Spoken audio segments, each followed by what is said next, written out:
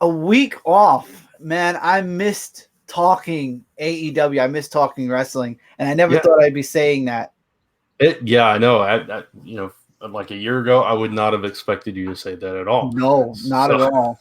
So it's kind of cool that you're saying that now. Right. Just as Bash at the B shits. Yeah, exactly. So that's something we get to talk about. Oh, yeah. So welcome to a brand new episode of AEW Aftershock. I am the Raptor.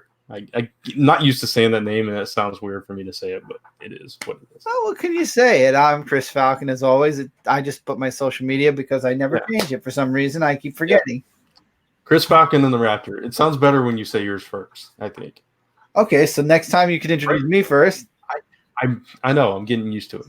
Right? The Raptor and Chris Falcon doesn't have the same. No, I feel like the other way around, it just works better. It just definitely works better. So anyway, this is AEW Aftershock episode 13.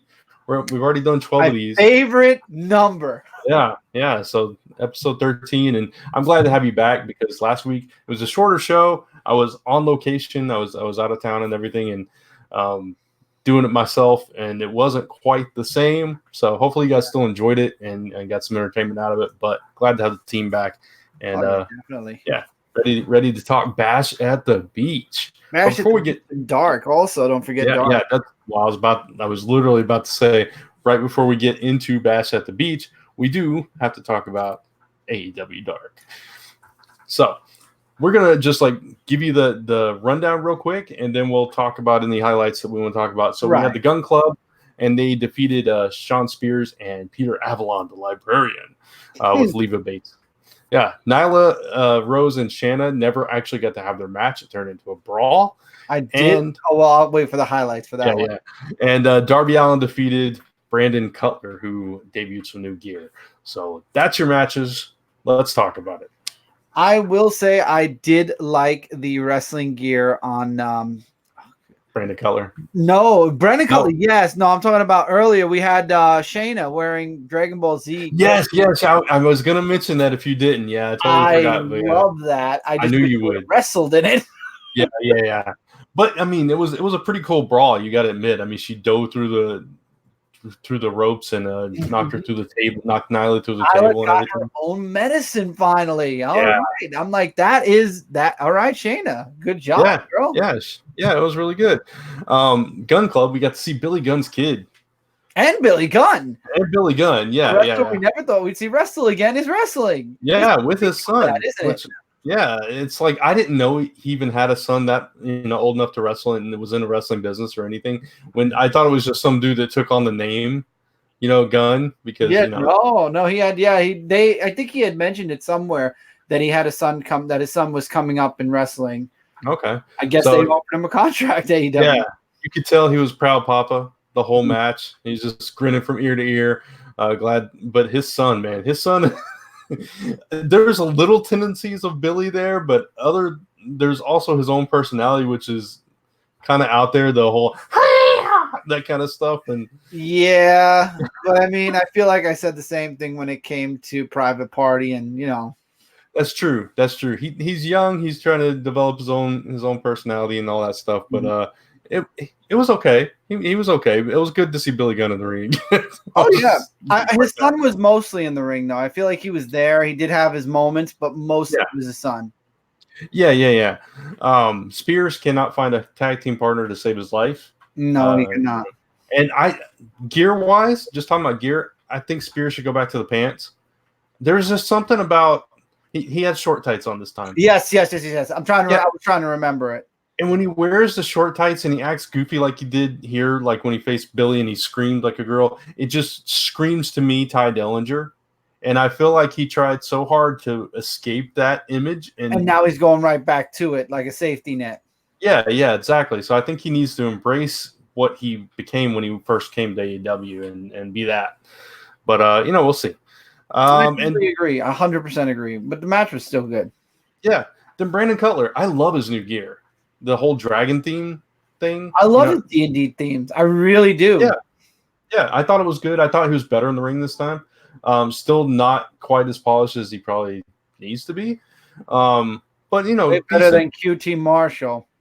and we'll talk about that. No, But I mean, in general, we can talk about past JQT. yeah, but you knew as soon as you saw he was fighting Darby Allin, who's winning that match, man. Yeah, more than like, yeah, I didn't see Darby Allin losing. Yeah, Darby Allin's too good. He's just, which is funny because he doesn't really win that often. But you put him against somebody like Brandon Cutler, he's going to win. Yeah. But Brandon was good. It was good. We'll talk more about Brandon as we get into Dynamite, which... One thing I want to say before we get into that, Darby Allin was on the Talk is Jericho. He actually promoted that after dark. Okay. That's cool. And there is one more thing we should mention about Dark, which is it was the Memphis Legends Showcase, and they brought out a bunch of Memphis wrestling legends. And if they had passed on, they brought out their kids or their family members to represent them, which I thought it was really cool. We got to see people like the Boogie Woogie Man, the Rock and Roll Express, of course. Lanny Poffo representing both his father and his brother, which was cool. I didn't even know Brian Christopher had a brother, Jerry Lawler's other son. Oh yeah. Representing Brian Christopher, so I thought that was cool.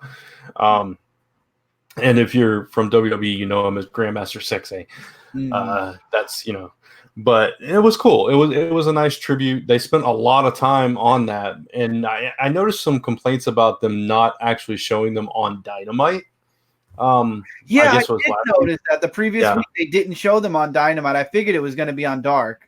Yeah. So it would have been nice if they just brought them out and did like a quick, wave thing on Dynamite. Well, that would have been fitting. If rumors are true and Dark is going to become a TNT second show for AEW, I mean, then it'll be on the network. Yeah, I don't think that's a rumor. I'm pretty sure execs actually have definite. Yeah, it's like TNT is bringing it with some changes. So you're going to see more interview segments and things like that, I think, added to it to more round story. It out. Yeah, exactly. So not, where right now it's mostly focused on the matches. It's going to be interesting to see if they keep Tony Schiavone and Dasha. I don't think they will. I don't think they will either. It's going to be live host or something, right? And this goes into the other piece of news. Taz officially has been hired. So he might be moving to Dark permanent. Yeah, that would be good. I love Taz on the mic. I have no complaints about Taz as a broadcaster. I mean, I think he knows the business in and out. He knows the technical side of it. He adds his own color commentation. So commentary. So yeah. And we loved him when he was there. I mean, we were literally gushing over the fact that Taz was doing a whole Dark episode. I like Excalibur, but Excalibur wasn't even needed that episode. Oh. I mean, you really didn't need him. He was just kind of another voice that popped in occasionally. But yeah, you put JR and Taz together, it's like, wow, okay, I'm good. Team. Yep, exactly. Yeah, exactly. So anything more about Dark? Nope, but we are going to Dynamite, which I do want to say congratulations. AEW Dynamite has been renewed until 2023. It's only been out for how many episodes now? Not even 20 episodes, and it's been renewed for 4 more years. It's crazy. Well, counting this year, 4 years. Not counting this year, really 3, because it's 2020. Yeah. Well, I mean, we missed 2 episodes, right, of this show. So we're on episode 13. So that means 15 episodes of Dynamite have aired. No, because one of them was they took a break for the holidays. 14 or 15, somewhere around there. Episodes of Dynamite. That's it. That's all it took. And TNT actually said that they overperformed what they had hoped for, and so that's why they signed him for another 4 years. It's like everybody that was saying they're not going to last for a year. Well, they just signed a 4-year deal. So what are you going to say to that? So that's awesome. Congratulations. Yeah. Absolutely. So now get an app. Yeah. Get an app so you can watch your pay-per-views. That would be awesome. I mean, I guess technically Bleacher Report is an app, but it's not their app. But I know what you mean. Their app. Yeah, their own app. Right. That would be cool. That would be cool. Get like a monthly fee like some of the other promotions do. It would work so much better in my opinion. Yeah. I mean, I get the reasoning. It's like old school mentality. Get that money in for those pay-per-views. Since they do so few a year, it's a little bit better. Ring of Honor only does a handful also, and their app, if you pay the full year up front, the VIP version, you get all those pay-per-views for free as well. Yeah, I think eventually they're going to move into something like that because that's not the $60 whatever pay-per-views. That's not sustainable as they grow. I don't think because all the other promotions are kind of moved away from that. So right, all the promotions are like the $10 a month, or like I said, Ring of Honor, which is $10 a month technically. It's just all up front. Yeah, but like currently they're only doing like 4 a year, right? So it's not that big of an investment. It probably evens out. If you space it out, but yeah, in one big chunk, that's a lot of commitment there. So we'll see going forward if they change that model up or not. But so let's run down Dynamite. Bash at the Beach, first time this title has been used since WCW used it way back. It has a lot of history, that title. They did this whole 80s theme to the design and everything. I don't know if you noticed. I did. A lot of people were not making fun, but they were pointing out that Cody Rhodes, the way he dressed, reminded a lot of people of Vice City. Miami Vice. Yeah, Vice City. Miami Vice. Grand Theft Auto Vice City. Yeah, it was definitely a Miami Vice type. It was a Don Johnson outfit there with the white tux and the pink shirt, and definitely. So Bash at the Beach. We'll run through the results and then we'll talk about some highlights. We had the 4-way tag team match for the number 1 contenders for the tag team titles. It was Hangman Adam Page and Kenny Omega defeated the Young Bucks, Proud and Powerful, and the Best Friends with Orange Cassidy. We had Cody, whether he was going to accept or not accept MJF's stipulations, which he accepted. We'll talk about that. Statlander and Hikaru Shida defeated Brandy Rhodes and Mel. We'll talk a little bit about that as well. John Moxley defeats Sammy Guevara. MJF, Butcher, and The Blade defeat DDP in his return match. Dustin Rhodes and QT Marshall. We're definitely going to talk about that one. Oh, yeah. And Pac defeats Darby Allin in a fantastic main event. So, what do you want to talk about first, Chris? I've been talking a lot. The one thing you missed was Moxley getting attacked. So let's. I didn't miss it. That's one of the highlights. That is one of the. I thought you were going to still put it in that he got jumped, and then we were going to talk about it.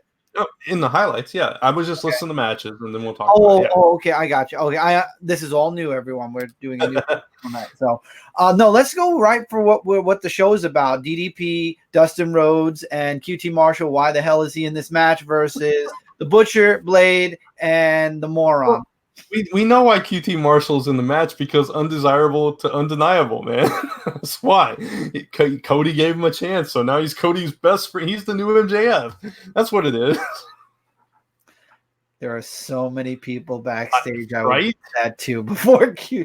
No offense, he just needs to get that ring rust off, but Brandon Cutler is more polished than QT at this point, and not to disparage Brandon Cutler because I know Brandon Cutler fans are out there, and I'm not meaning anything disrespectful towards him. No, I just think he's really good. I think he deserves more W's on his record. I just don't think he's put it all together yet. He's not as fluid in the ring as he needs to be. But speaking of not fluid in the ring, QT Marshall, man, QT makes up his own moves. I mean, in the last match, that rolling move, really. I mean, he just said, this is a new move of mine. I'm like, hey. He kills me with that somersault, that cartwheel into the rolling, grab the rope and kind of fall over it. And he did it again this match. It's like I mean, that's what I'm saying. He's made it like a trademark now. It's like those and sorry to talk about WWE, but the WWE games and they have like the creator wrestler and they have that goofy one that just kind of rolls down the ring. Yeah. That's QT Marshall right now.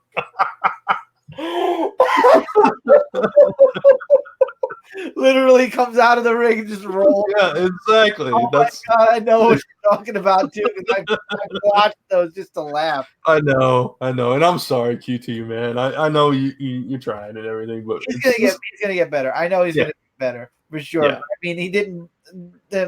I don't know. I don't feel like he gelled well with Dustin Rhodes and Diamond Dallas. Right?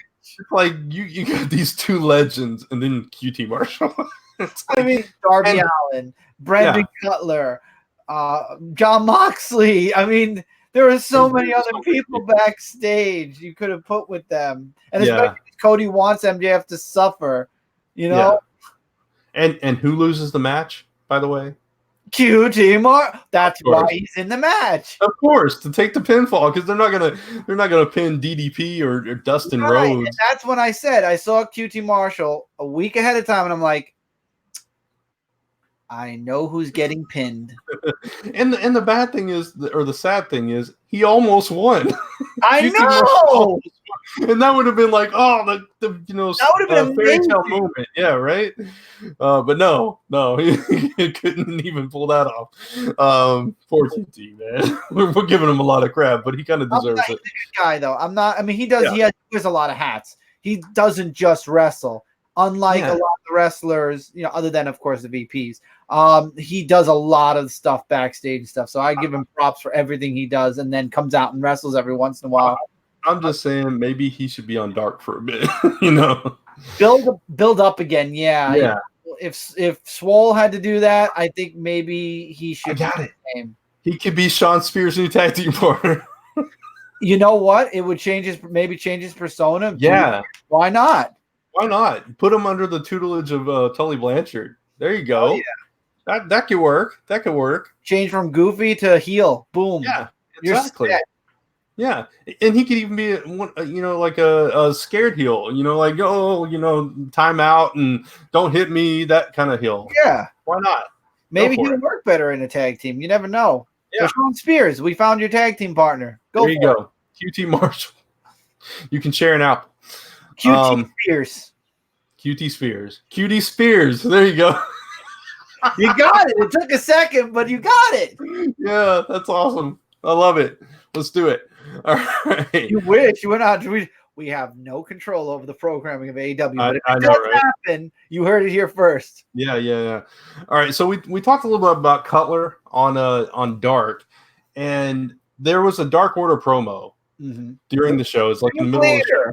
Huh? With the Supreme Leader. Yeah, with the Supreme Leader who's don't go like this off camera. Give you the Inspector Gadget vibes. I know, right? The Gadget vibes every time. He's stroking a cat. He's just over there in the chair stroking a cat. Dr. Claw. That's what it is. That's who it is. That's Dr. Claw is the leader of the Dark Order. There you go. You never find out who it is. So they revealed their entire game plan to national television, by the way. Yeah, it's like, oh, wait, there was a camera here? Shut up. No, it was a paid advertisement. It's like, let's pay to tell our entire plan to all the people that we're trying to convince to come over and let them know that they're on our radar and we're trying to manipulate them. Sure, that sounds like solid advice, solid game plan right there. So anyway, their list included Brandon Cutler, of course, included Michael Nakazawa, which we already knew. These two saw that from being the elite. Yeah. So both of them were kind of clear. Adam Page, that makes sense as well, considering the path. Makes sense. They've been winning. I know, but considering the path that he's been going on, he still feels like he's kind of the outsider in the elite, right? He still feels like he's not part. So, I mean, it kind of makes sense that they would target that and kind of tear him down a little bit. But then Kenny Omega. That's a dream. Right? I mean, it's like, okay, I could almost see it like if they actually become the tag team champions and they get to Page and Page tries to start manipulating him. I could, but it's like, really, he's going to turn on the Bucks and Cody did that already with the Bucks, and it didn't end well. Right, exactly, and you even saw that with when he I forget his tag team partner in Japan, Kenny Omega, when he started teaming up with Ibushi. Yeah, when he started teaming up with him, and they fought against the Bucks. Lovers. Yeah, exactly. So we've already seen this in other places and stuff, and I just can't imagine that working. So it was just interesting seeing them lay out their entire game plan and kind of take away the mystery of who's going to be next. I mean, we literally were stuck under the umbrella of what the hell is going on with Dark Order, and then it took Bash at the Beach to kind of just throw it all out there. And it's like, oh, right, unless that was all misdirection and they've got somebody else completely, unexpected, and that would be better. Well, maybe. I mean, we could always bring Ryback in. Maybe Ryback's the Supreme Leader. Dude. That would be awesome. Dude, all I gotta do is hear "Feed Me More" when the Supreme Leader comes out for the first time and it's revealed. I'm done. I'm like, okay, that would be Order 1. Dude, that would be so good because you have the creepers and they're like, they could be like he could be like in full mask and, cover up gear and just like they're throwing people to him and he's beating them down. And then he just grabs the mic and goes, "Feed me more." And it's like, oh, the mask off and that's it. Oh, that would be it. There you go. Just as long as they have problems. Then the Elite have a lot of problems. Just as long as it's Ryback and not Rhino, then I'm good. No, Rhino has a contract with TNA right now. He ain't going nowhere. I know. I was just making a joke because I'm not a big Rhino fan, so I'd be very happy not seeing him anywhere near AEW personally. But he's not. I don't think so. I think he's going to end his career with TNA. He's been with them for so long. Well, he was with WWE for a while. He was Heath Slater's tag team partner. Yeah, but then he left. I got kids. Wasn't he? Isn't he? Didn't he run for office? Isn't he a mayor somewhere? I think. Just Kane, as far as I know. No, Rhino ran for office. I don't know if he actually won, but he did run. I know that for a fact. I don't know. If anybody in the comments knows, let us know. Yeah. So interesting. So that's it for the Dark Order. That's all we really got from them this week. Short, very short and sweet, honestly. Yeah. I was going to say something. I totally lost my train of thought. Cody Rhodes. That's where I was at.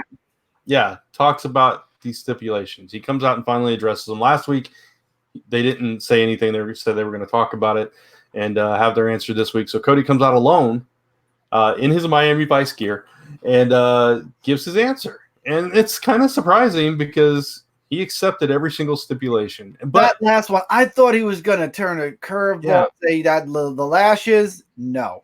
Yeah. I thought it was interesting that they clarified that the cage match was with Wardlow and not with MJF. Yeah, that's weird. We all knew he meant Wardlow. I mean, MJF did specify it would be with Wardlow. Yeah, I mean, maybe I was confused, actually. I knew he was going to have a cage match. I knew he was going to have a match with Wardlow. I didn't know they were the same, one and the same. But this coming week, right? Is it this coming week? On the ship? Yes, I think it was on Twitter. I'm going to double check. You go ahead and talk. I'm going to find out for sure. So yeah, it was just surprising that he accepted every single stipulation, including getting hit with the belt or the strap or whatever 10 times. And but the way he answered was just beautiful. I mean, Cody is one of, if not the best talker in the business right now. He resonates with fans.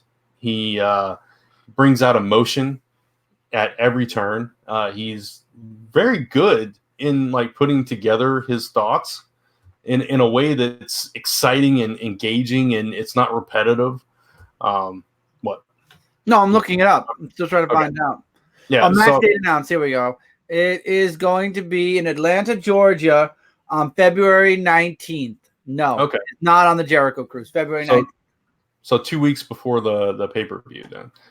Okay. Or a week and a half, I guess, technically.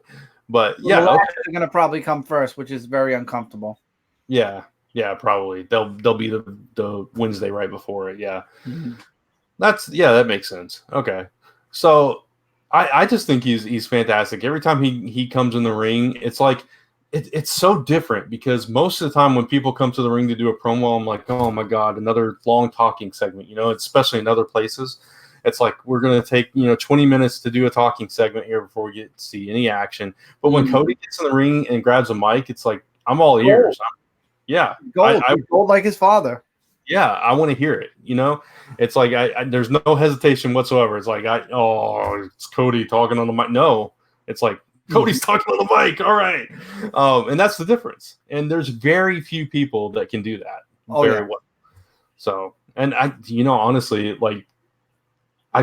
Right now, I'm hard pressed to think of somebody that's as good of a talker as Cody. Like maybe Becky Lynch, if you want to go to the other side. I haven't watched her. I know, but she's pretty good. But other than that, man, I just can't think of anybody. Not even in AEW. I mean, it's just He's good. He's great. Yeah, no, I really can't think of somebody on his level, but after him, I have a few people that there are definitely. Yeah. I mean, if you go back like old school, there's a lot of Kenny Omega was good on the mic. Now he doesn't do mic as much for some reason. Yeah. But like when I hear Cody, it's like I think the level of like Roddy Piper. Mm-hmm. You know, yeah. It's that level. It's next level. So I don't want to see the straps, but I do want to see what Wardlow can do. And I loved what he said. Yeah, I loved what he said about Wardlow. Like maybe MJF should be carrying his bags as opposed to the other way around, and that's kind of what he's afraid of. He's setting up that he's setting up that friction between the two of them. Very smart. Yeah. And I would do the exact same thing if I was in his position. As a matter of fact, probably MJF laughs at how dumb Wardlow is, because Wardlow is like his little lapdog. But Wardlow's smart. Wardlow's strong. The moment he sees what MJF is probably doing behind his back, because I'm sure MJF is the kind of person that he's probably talking behind Wardlow's back, and God help that man if Wardlow ever finds out that MJF says anything bad about him, because Wardlow will kill him. I mean, basically, MJF got himself a diesel, right? Basically, I feel bad for when things happen. Yeah, exactly. I completely agree. MJF tweeted, I think it was today, delete this at a clip that AEW put out, and it was a sped up thing of when he was kind of dazed and he was swinging in the air. MJF in the match, he was like swinging. That was my favorite part. I'm glad they didn't take it down. Yeah, and they sped it up, and he was just like going, and he was like, delete this. It was funny. But yeah, so Cody. Best talker. We had a women's tag match.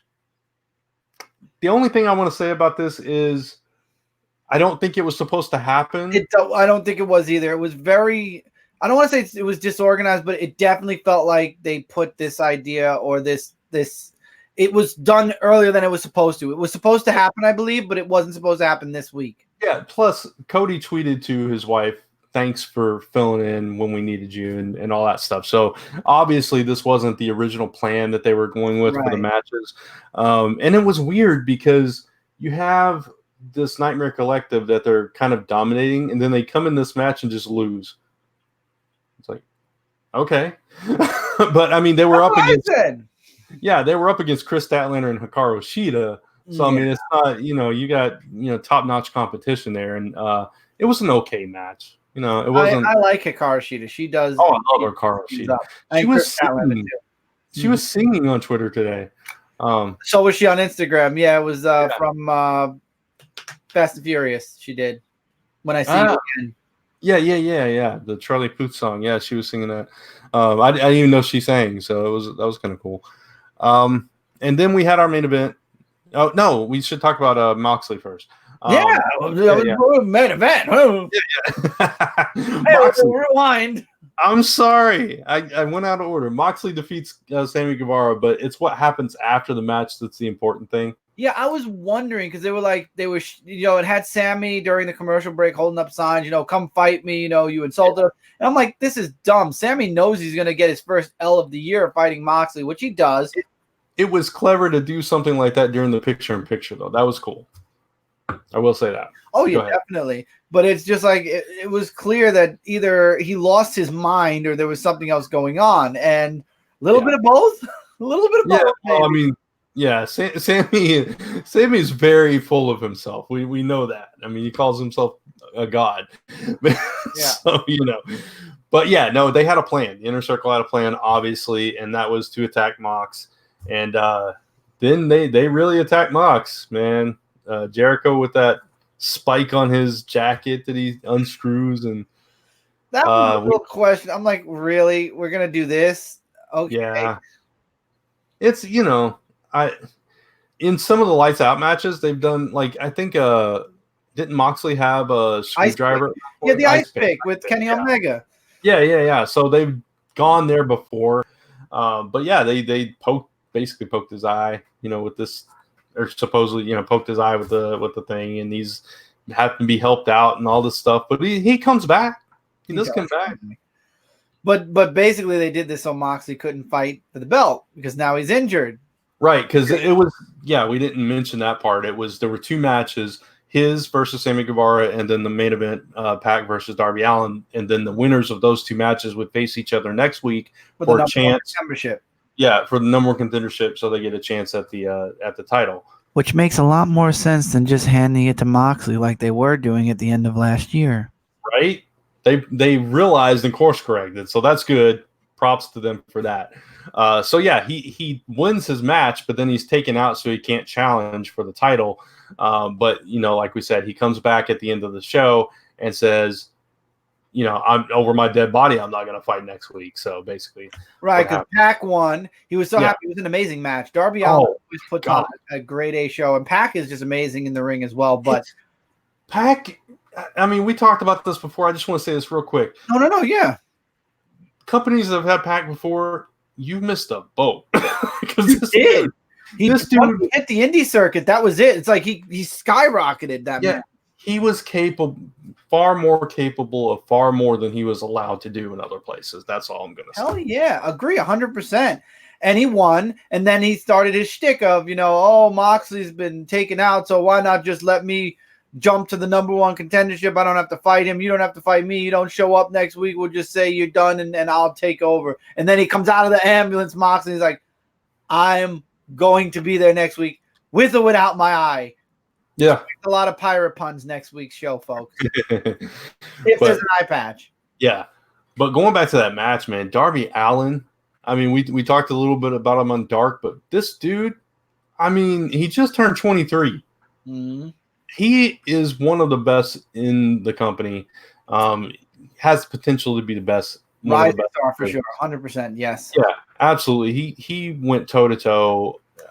I mean, just oh my goodness. I can't even put into words how good this kid is, and far better than he has any right to be. And I sound like a broken record when I talk about Darby Allin, but he just impresses me so much because it's so rare that you see that much raw talent from somebody new to the business or newer to the business. Absolutely.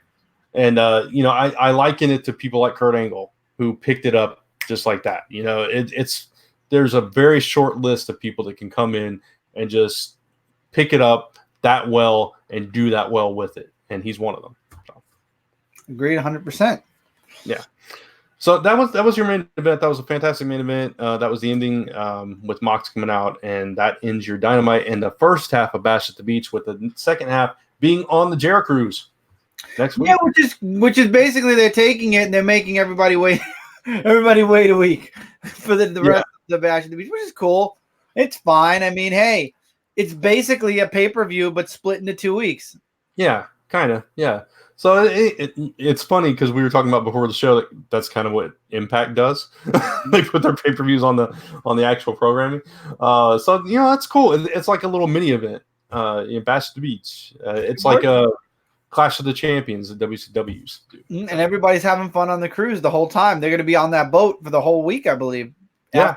After AEW, they're going to be doing probably Dark on there. And then they're going to probably stick around. I think the cruise it goes from weekend to weekend. So it's already happening. Yeah. And it's going to go all the way till next Saturday. And then everybody will either go home or whatever. It'll be. I know the Bucks were on there before because Being the Elite was on there. It'll be interesting to see the matches on there on Dynamite, see how it's all set up and everything. Yeah, because I mean it's a small boat. Yeah. You see how they set up the ring. Right. Yeah, that's what I'm saying. And nobody go overboard. We don't want to lose. I want to know how all the crew. They're gonna have guests there, crew, recording crews and everything. The ring, the wrestlers. This has got to be one big boat. This better be one big boat because if it's a cruise liner, it's going to be big. But the actual place where they wrestle, I don't know if it's like inside or if it's on the deck or where. I can't imagine it be on the deck. That seems very dangerous. I would say, yeah. The only reason I say it probably won't be on the deck is if let's say there is a storm at sea, that might not be the best place to be recording. So right. It'll probably be indoors. Yeah. So I mean, you're obviously going to imagine a much smaller audience for this kind of thing than you would on TV. So I don't know. It's just gonna be interesting. I've never quite seen that before. I remember when WCW used to do like they would go to Fort Lauderdale. Did you watch Jericho and the Young Bucks versus Kenny Omega? Because I'm wondering if we could find that match on YouTube. It happened on the Jericho cruise. We know what the arena is going to look like then. Yeah, I know. I have not. I did not see that. So yeah, we could probably find that. But I remember when WCW used to go to Fort Lauderdale and they would put the ring on top of the pool. Mm-hmm. And I was always upset that more people didn't go in the pool. Yeah, right. You put a pool there. For God's sakes, at least freaking use it. Oh, no, it is outside. Oh, it's outside. Yeah, no, it's outside. Wow. Okay. I'll share a screen. I'm not going to play the video, obviously, for copyright reasons, but I'll show you what I'm looking at. Okay. So this is what the ring looks like. I mean, you were right about the crowd has 2 layers on it. Yeah. So, and it's Honor Club. So this is back when it was Ring of Honor. Right. So no, it's outside, and the taping looks good. I mean, the camera is going up and down. So it's like it's not on the outer decks. It's like on the inside where there's that opening and you have the balcony around it. Yeah. Okay. Yep. Gotcha. That's what it looks like. At least I'm fast forwarding through to see if they show a little bit more. Doesn't look like it. It looks like that's it. Yeah. That makes sense. It works. They probably don't want to show how small the crowd is. Probably. Yeah, but no, that's cool. You know, that's not as small of a crowd as I imagine. Mm-hmm. And again, it's a little more safe because you're completely enclosed in the center of the ship. So, okay, interesting. We'll see how the setup is for Dynamite too. So, I'm looking forward to it. It's Bash at the Beach, and we got some solid matches coming up next week. So, I wonder if Dark will also be like Bash at the Beach. Maybe, yeah, it should be, right? Right, because it's going to be at the same stage. Right. Yeah, absolutely. So there was something that we wanted to talk about before we do close out the show, and I'm going to give the floor to you. Okay. Okay. No, I'm set. I thought you were going to open it up, but okay. Oh, I'm sorry. I've talked so much, man, and I feel like I'm hogging it. So I'm hogging it, but I will drop the news. So Brant and I were talking. We were talking. As you all know, a lot of stuff's been going on with me, so we haven't had a proper, me and him meeting with all the stuff that's going on that we're doing, like this show, Chris and Brant and whatnot. And this show was actually the main talk for our, what we want to do in 2020. And one thing led into another. We were talking about this show. We were talking about the podcast and possible expansions and what we wanted to do with We Are the Core. We said we're going to spend a year kind of playing around with ideas. And we were talking about other companies, as a matter of fact. And that's where we said, before you get into that, let me interject real quick, because you did mention the word podcast. That we have kind of said that before, but just to clarify, we are going to be turning this into an audio podcast. It's still going to be video, but we're going to do an audio version of it. We're still working out the details of that, and that kind of feeds into some of the stuff that Chris is about to talk about. So I just wanted to say that is coming still. So go ahead. Okay. So as you all know right now, the show is on Comic Frontline. You're watching this exclusively on Comic Frontline. And if we are thinking about making expansions and all these other shows and whatnot, we don't want to clutter up our comic book channel, because this is Comic Frontline, your number one source of comic book news, reviews, and a whole bunch more, which one show wrestling-wise is okay. But we are working, yes, like and subscribe to Comic Frontline for sure, because there's still Comic Book Weekly each and every week, topic videos and other comic book related videos that will be going up all year round. But Brant and I decided that at some point soon, if we are going to be expanding and doing all this stuff with Aftershock, we wanted to move it to its own channel, because a lot of you out there have given feedback to us as we were doing Chris and Brant Show and other places where some of you are into wrestling, whether it be WWE, AEW, Ring of Honor, New Japan, whatever. You are into wrestling, but then there are a lot of you that aren't interested in wrestling. So what we wanted to do was take a nice channel, brand new channel, and make it a wrestling specific channel. And that's what we're working on right now. I don't know if we want to say the title. Yeah, we did, because of the poll. Yeah. didn't we? Okay. Yeah. So I'm going to pass it to Brant, who's going to do the name reveal. Okay. Because I'm not going to hog the whole thing, Brant. You got to do the name reveal, that's fine. and I'll do some teasers for stuff that they're going to see on it. Okay, so basically, when we decided to do the show, we called it AEW Aftershock because we were trying to, we wanted to focus on all elite wrestling, and that's what got Chris back into it. Got both of us passionate about wrestling. This is all Brant's fault. I want to point this out first. It's his fault. It started with AEW, and now it's going into other things. And I told him, I said, it's your fault, but damn it, I love it. But beside the point, it's his fault, and I'm still not into WWE, though. So we came up with the Aftershock name. Actually, Chris came up with the title, and we kind of ran with that.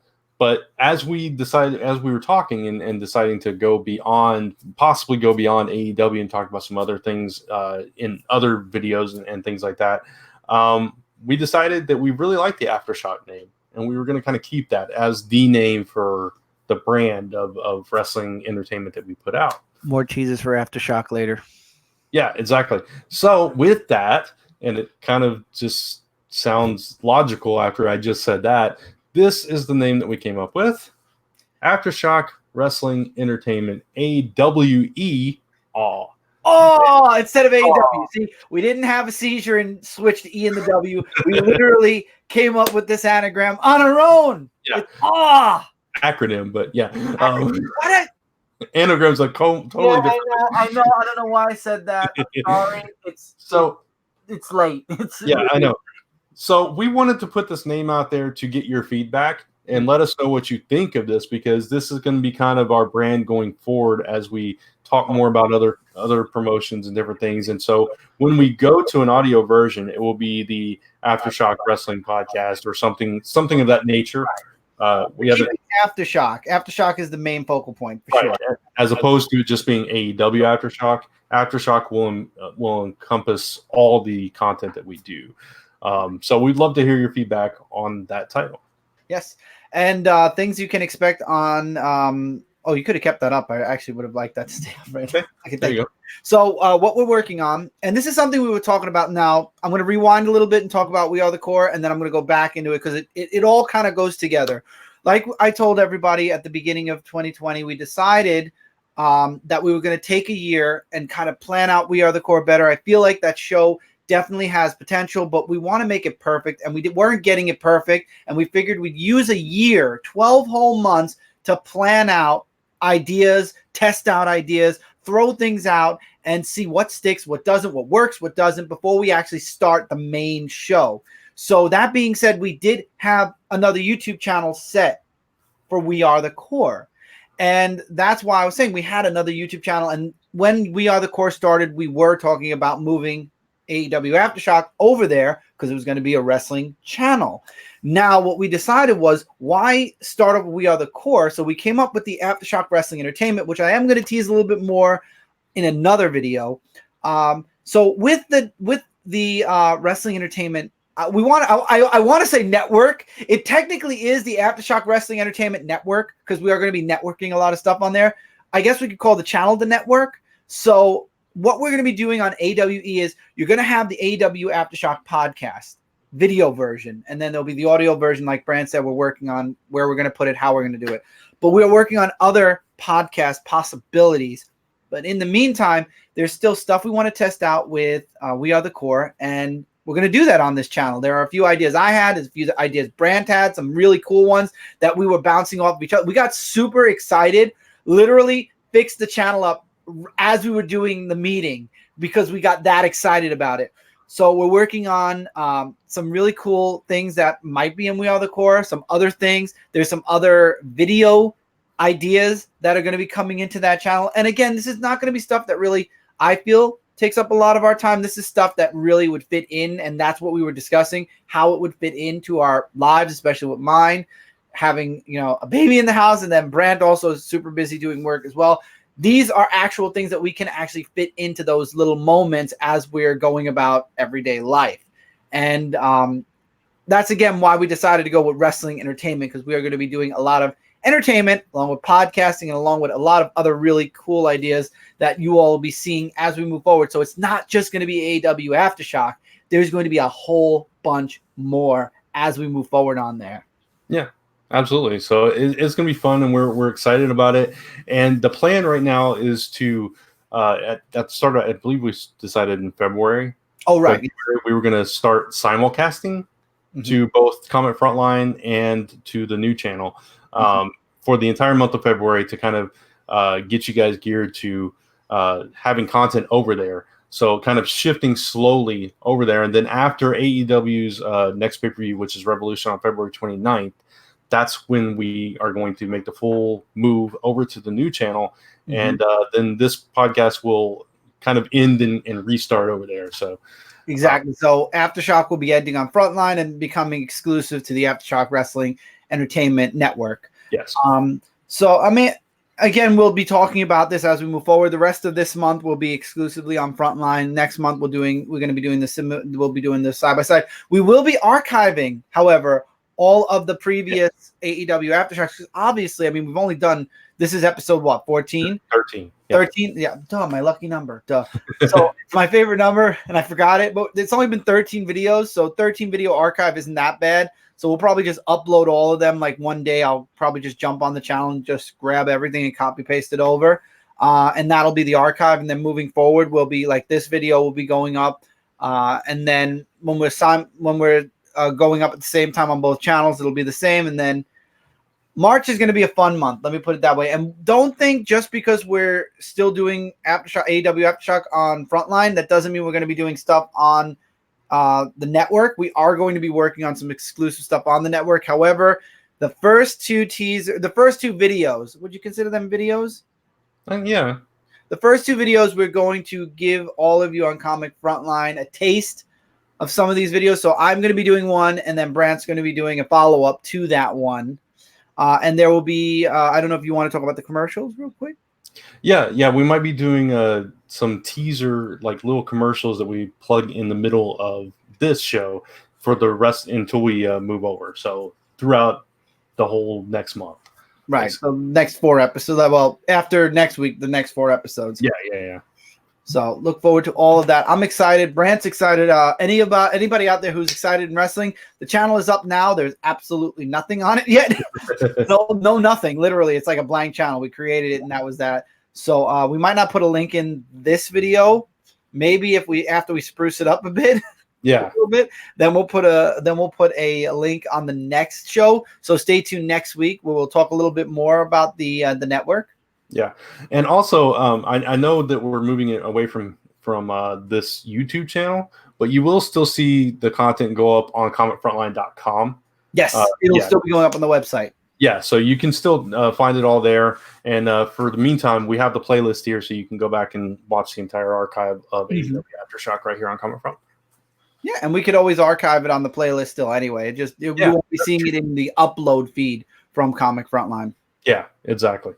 So that's it. That's our announcements, and we'd love to hear your feedback on all of that. And just looking forward to sharing even more content with you guys. And if there's anything you'd like to see on the Aftershock Network, let us know. If there's something you'd like to see, like a type of video, type of podcast, you never know. Maybe our thoughts are in sync with your thoughts. Yeah.